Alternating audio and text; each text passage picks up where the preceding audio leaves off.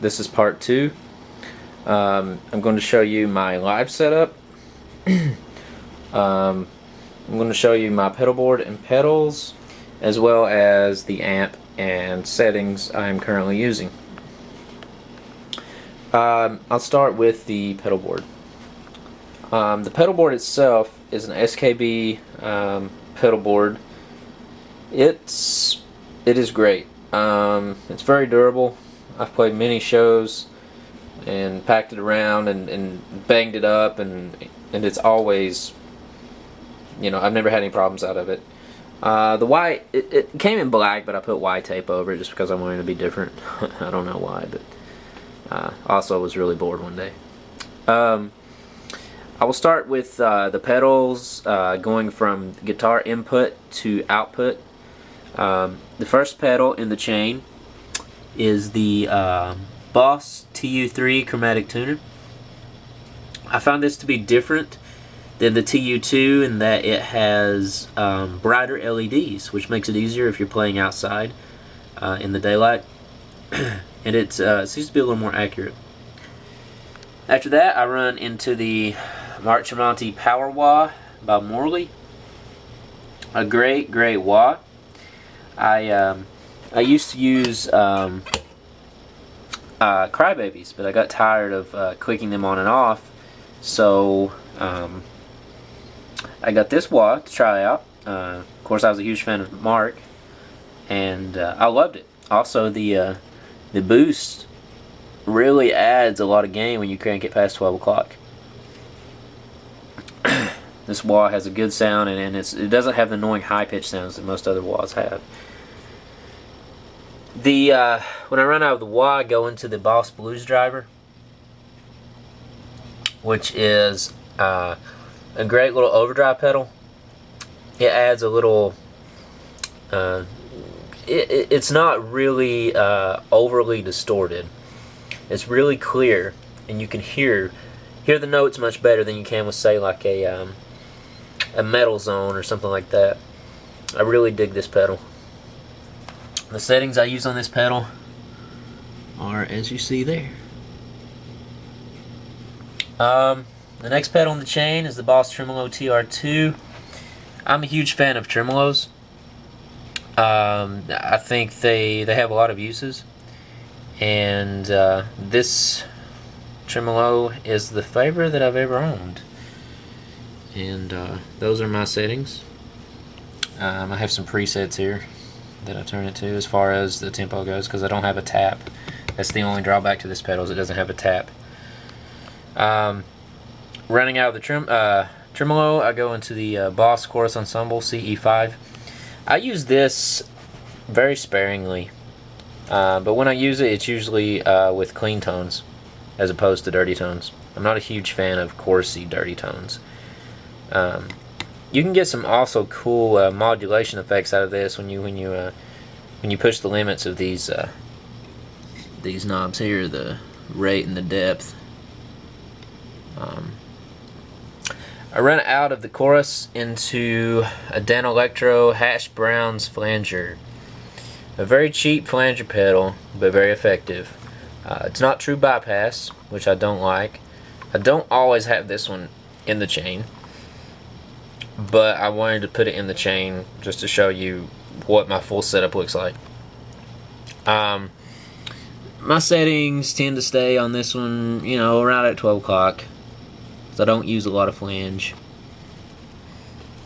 I run out of that one into the Line 6 DL4.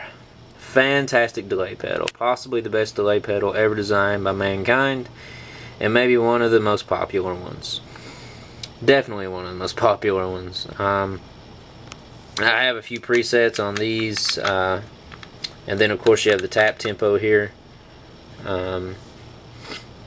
The tap, I'm a huge fan of the tap being on there. The only complaint I have about this, I wish it had more presets. Other than that, you can get a lot of cool different delay effects.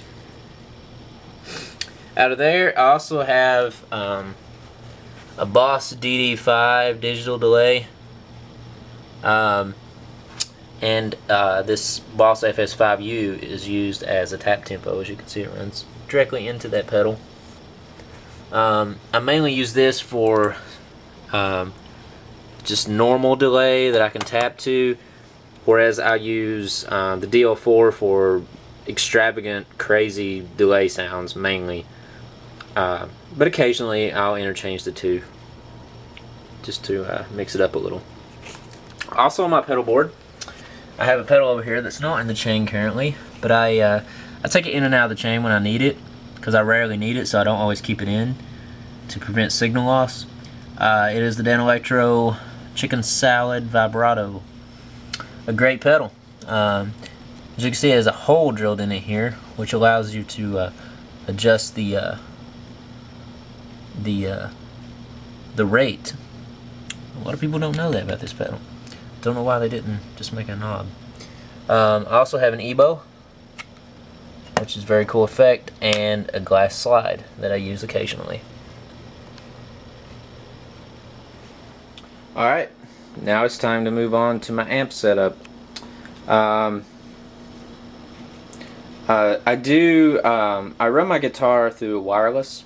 This is the Line 6 G90 wireless rack mount system. I don't have a rack set up currently here in my room, but this is by far, you get very little tone change with this wireless as opposed to a cable. The only difference I've noticed is that you lose a little bit of gain, not much at all, but just a little.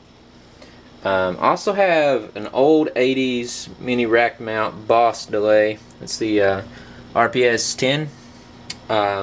It has some really cool pitch shifting modulation type effects. Some of those that you cannot get with any pedal produced today, and they're very natural and organic sounding.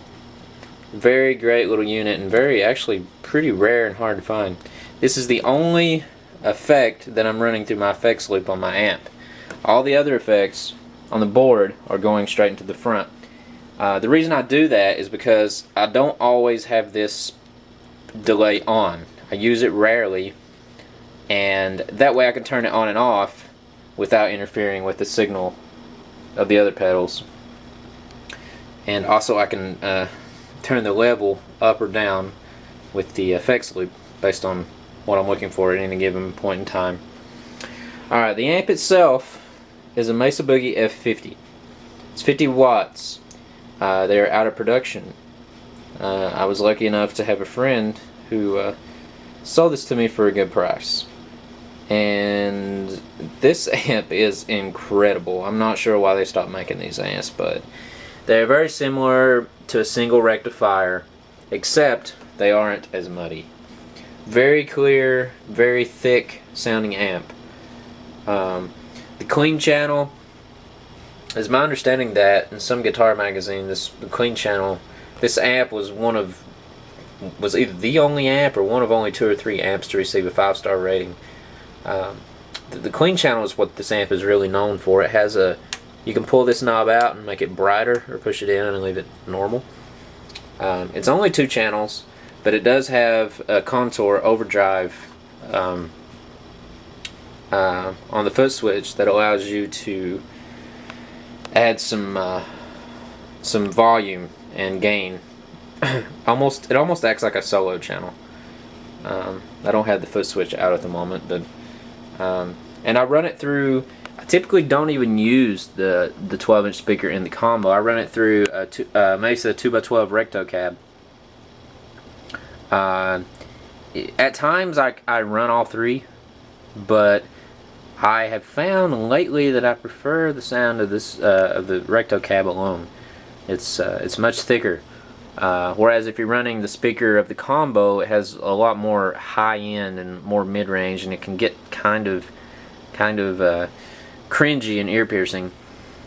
Whereas the Recto is much smoother and thicker and warmer sounding. Amazing cab, very heavy amp and cab, but very durable and roadworthy. So there you have it. That is my live setup. Oh yeah, the cables I'm using are I use a combination of Monster and Planet Waves. Um, I don't have all one brand, but I have some of both. And my wireless unit here has custom made 90-degree angle, which I don't like the straight angles into the guitar because it just sticks out there too far, and it tends to it can get hung on things. If you have anything hanging off, like a chain or a bandana or a belt or something. But yeah, that's my live setup. This is not what I used to record my videos with, so don't confuse that with that. I will post part 3, which will show my recording setup soon.